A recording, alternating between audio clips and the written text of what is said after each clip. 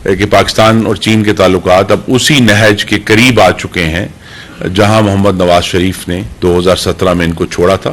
तो ये पाकिस्तान के लिए एक बहुत अच्छी खबर है।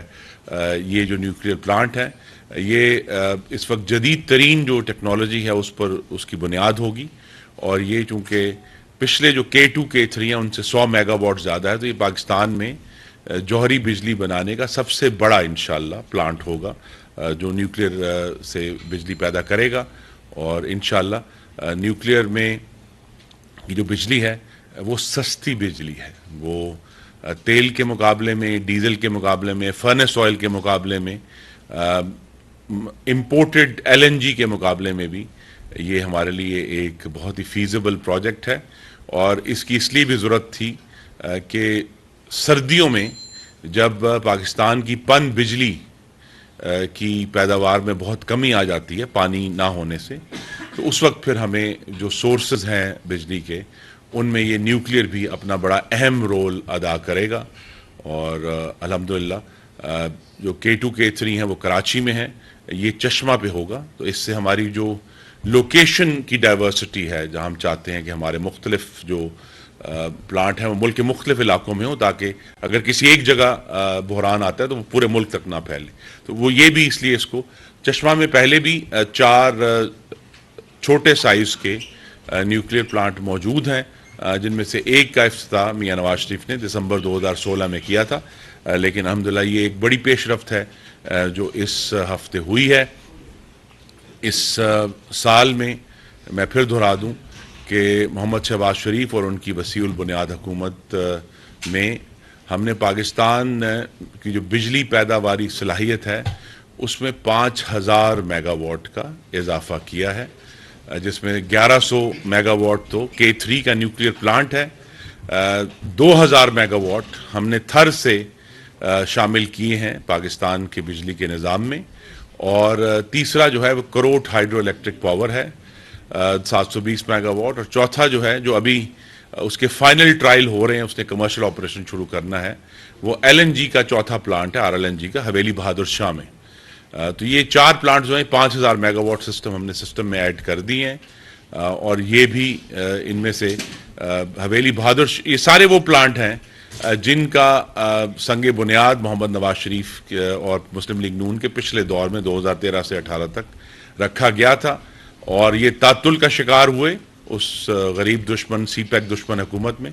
पर अल्हम्दुलिल्लाह अब ये तमाम मुकम्मल होकर पाकिस्तान की बिजली के सिस्टम में ऐड कर रहे हैं, और इंशाल्लाह हमने इस हफ्ते जिस यादाश्त पर दस्तखत किए हैं उससे मज़ीद पाकिस्तान का जो सिस्टम है ना सिर्फ मज़ीद बिजली पैदा होगी बल्कि सिस्टम का जो इस्तेहकाम है, उसकी स्टेबिलिटी है, उसमें भी इंशाल्लाह इजाफा होगा। और दूसरी जो ख़बर है वो ये है कि 2 दिन पहले वज़ारत तवानाई की तरफ से जो हमारी तमाम डिस्ट्रीब्यूशन कंपनीज़ हैं उनके बोर्ड्स को ये तजवीज़ और हिदायत कर दी गई है कि बोर्ड्स अपने मुलाजमीन को 1 से 15 स्केल के मुलाजमीन को एक बुनियादी तनख्वाह तक का जो कारकर्दगी बोनस है वो दे सकते हैं। तो लिहाजा मेरे साथ चेयरमैन गैपको भी मौजूद हैं, दूसरे भी बोर्ड्स हैं, तो ये मुलाजमीन के लिए एक और खुशखबरी है। इससे पहले उन्हें जो सरकारी मुलाजमों की तनख्वाह में 35% का इजाफा किया गया था, वो ये खुशखबरी भी मियां शहबाज शरीफ दे चुके हैं। तो इंशाअल्लाह मुलाजमीन को अपनी कारकर्दगी की बुनियाद पर ये एक बुनियादी तनख्वाह तक का, उससे कम भी हो सकता है अगर उनकी कारकर्दगी अच्छी नहीं है, का बोनस मिलेगा। और ये इसलिए दिया जा रहा है कि डिस्ट्रीब्यूशन कंपनी ने ख़ास तौर पे जो गुजरांवाला, लाहौर, मुल्तान और फैसलाबाद और सक्खर, इन चारों कंपनियों ने एक मिसाली तौर पर कौमी काविश का हिस्सा बनते हुए इन सब कंपनियों के 2000 अहलकार सिंध के साहली इलाकों तक पहुँचे ताकि वो जो साइक्लोनी तूफ़ान था बिपरजॉय उससे निमट सकें। तो मैं ख़ुद भी वहाँ वज़ीर आज़म की हिदायत पर गया हुआ था, मैं जमपीर भी गया, हैदराबाद भी गया, और फिर जो पाकिस्तान का आखिरी बड़ा ग्रिड स्टेशन है मीरपुर साकरो जो घारो के करीब है, घारो और ठट्ठा के करीब है, तो वहाँ जाके हमने जो तमाम तैयारी के जो उस वक्त मराहिल थे उनको देखा और मुझे बड़ी खुशी हुई। वहाँ मीरपुर साकरों में मुल्तान इलेक्ट्रिक पावर कंपनी के 300 एहलकार जो हैं वो मौजूद थे, उनसे भी मुलाकात हुई। तो ये जो कौमी काविश हुई है ये हम सब के लिए एक मुस्बत खबर है कि पाकिस्तान के एक हिस्से में अगर मुश्किल पैदा हो, एक कुदरती आफत थी, लेकिन हम सब इकट्ठे हैं और पाकिस्तान में जो तमाम इदारे हैं वो उससे निमटने के लिए एक मुश्तरका काविश कर सकते हैं। ये मिसाल जो कायम की गई है जिसको प्रेसिडेंट कहते हैं, ये बहुत ही मुस्बत प्रेसिडेंट है आने वाले सालों के लिए, ताकि कहीं भी ऐसी आफत आ सकती है। इससे पहले भी इन डिस्ट्रीब्यूशन कंपनीज ने और नेशनल ट्रांसमिशन डिस्पैच कंपनी ने बहुत मिसाली काम किया था सैलाब के दौरान। जब जो पिछले साल सितंबर में आया था, उस सैलाब में भी हमने रिकॉर्ड मुद्दत में एक हफ्ता मेनली हमें लगा था सैलाब आने के बाद बिजली की बहाली में। तो वो भी हमने अल्हम्दुलिल्लाह उस वक्त भी इन तमाम कंपनीज ने बेहतर परफॉर्म किया था। इसका ये मतलब नहीं कि इन कंपनी के सारे मामला ठीक हो गए, वहाँ में एक बहुत बड़ा चैलेंज मौजूद है। गवर्नेंस का चैलेंज है, जो बिजली के जो नुकसानात हैं, लॉसेस हैं, उन्हें कम करने का चैलेंज है, बिलों की बाजियाबी का चैलेंज है मुख्तलिफ इलाकों में। लेकिन हमें जहाँ हम मुस्तकिल तौर पर मुश्किलात का और मसाइल के ऊपर गुफ्तगू करते हैं, जहाँ जो मुस्बत बात हुई है वो भी करनी चाहिए कि जब ज़रूरत पड़ी सैलाब में और अभी ये बिपरजॉय साइक्लोनी तूफान में, तो वहाँ इन कंपनियों के अहलकारों ने एक मिसाली कौमी काविश में अपना हिस्सा डाला। ना सिर्फ लोग पहुँचे, गाड़ियाँ पहुँची, सामान पहुँचा और सिंध के साहिली इलाकों के जो हमारे रहने वाले हैं उनको ये एहसास हुआ कि बाकी मुल्क भी उनके साथ उस मुश्किल में शरीक है और उस मुश्किल को दुरुस्त करने के लिए बाकी मुल्क ने भी कदम बढ़ाया है। तो ये हम सब के लिए मुस्बत बात है। तो सब जो मुलाजमीन को भी इस मामले में अब पहले तनख्वाह का रिलीफ है, इंशाल्लाह ये जो कारकर्दगी बोनस है उसका भी रिलीफ है। तो हम आगे बढ़ रहे हैं। आखिरी बात मुझे करनी है कि आजकल के दिनों में चूंकि गर्मी अपने अरूज पर है, तो पूरी कंपनियां जो हैं वो इस वक्त अलर्ट हैं।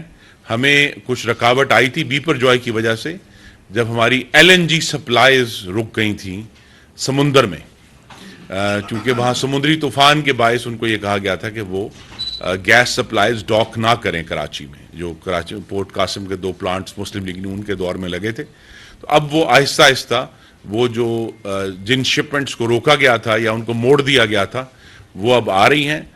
तो आप ये देखेंगे कि इंशाल्लाह जो अभी कुछ मुश्किलात पैदा हुई हैं मुख्तलिफ इलाकों में, वो भी आने वाले दिनों में हल हो जाएंगी। बहुत शुक्रिया जी, थैंक यू वेरी मच। कोई सवाल है? छोटा सा जो है 1 by 1 5000 मेगावाट जो है वो बिजली आप बता रहे हैं कि इसमें इंक्लूड की गई है। सर 2022 मार्च तक लोड शेडिंग तकरीबन खत्म हो चुकी थी। टेक्सटाइल, फर्नीचर, सिरामिक्स इंडस्ट्री चल रही थी। आज इंडस्ट्री भी बंद है और तकरीबन एक ज़राए के मुताबिक 1 बिलियन जो यूनिट है वो कम कंज्यूम हो रहे हैं, लेकिन सर लोड शेडिंग अपनी इंतहा को पहुंची हुई है। किस तरह का? जी नहीं, देखिए मैं आपसे अर्ज करूंगा कि देखिए हमें ये जो तासुरात हैं इनको इजहार करने से पहले हकाइक देख लेने चाहिए। 2022 के आगाज तक तो कोविड के आसार मौजूद थे। पाकिस्तान की जो इंडस्ट्रियल प्रोडक्शन है वो 2019 के लेवल तक नहीं पहुंची थी। ये जो पूरी डिमांड है पाकिस्तान की, जिसे हम कहते हैं कि वो दबी हुई सप्रेस डिमांड थी, वो बिल आखिर जो मौसम गर्मा था 2022 का उसमें जाहिर हुई, जिसमें पाकिस्तान की तारीख की सबसे ज्यादा डिमांड अभी तक जो हमने देखी है। 30 जून 2022 को 30,005 मेगावाट की डिमांड थी पाकिस्तान में। तो लिहाजा वो जो सप्रेस डिमांड थी, जिसकी वजह से हम कहते थे कि बिजली के हालात बेहतर हो गए हैं। हालात तो ये थे कि फिर उन्होंने कोविड की वजह से जो फैक्ट्रियां बंद हुई, मार्केटें बंद हुई बहुत अरसा, वो उसकी वजह से ज़रूर रिलीफ था आम लोगों को। लेकिन अब जबकि मुकम्मल तौर पे अल्हम्दुलिल्लाह इकॉनमी की जो फंक्शनिंग है वो बहाल हो चुकी है, तो ये एक चैलेंज है। लेकिन मैं फिर आपके सामने दोहरा देता हूं, हमारे पास महंगी बिजली बनाने के जराए मौजूद हैं, वो पुराने हैं, वो तेल से चलते हैं, और जिनको इस्तेमाल करना सार्फिन के बिल बढ़ाने के मुतरादिफ है। तो लिहाजा हमारी एक मतवाजी कोशिश होती, पैरेलल एफर्ट है कि हमने ज्यादा से ज्यादा बिजली भी फराहम करनी है, लेकिन सार्फिन को फ्यूल प्राइस एडजस्टमेंट से भी बचाना है, जिसकी वजह से पिछले साल बहुत मसाइल पैदा हुए थे। और अभी भी आप के हम हकाइक जो हैं उनको हम वेरीफाई भी कर लेते हैं कि जी क्या इंडस्ट्री में लोड शेडिंग हो रही है, नहीं हो रही है। अभी तक तो इंडस्ट्री को बिजली की मुकम्मल जो सप्लाई है वो बहाल है। शहरों में भी बिजली की सप्लाई की सूरत हाल बेहतर है, लेकिन शहरों से बाहर जो है वो मुख्तलिफ शेड्यूल के मुताबिक लोड शेडिंग होगी। फिर मैं दोहरा देता हूँ, लोड शेडिंग सिर्फ इसलिए हो रही है कि हमें सार्फिन के बिजली के बिलों को कम से कम भी रखना है, ये हमारा चैलेंज है, जून में खासतौर पर। सेकंड, गुजरांवाला से बराह रास्त आप लोग देख रहे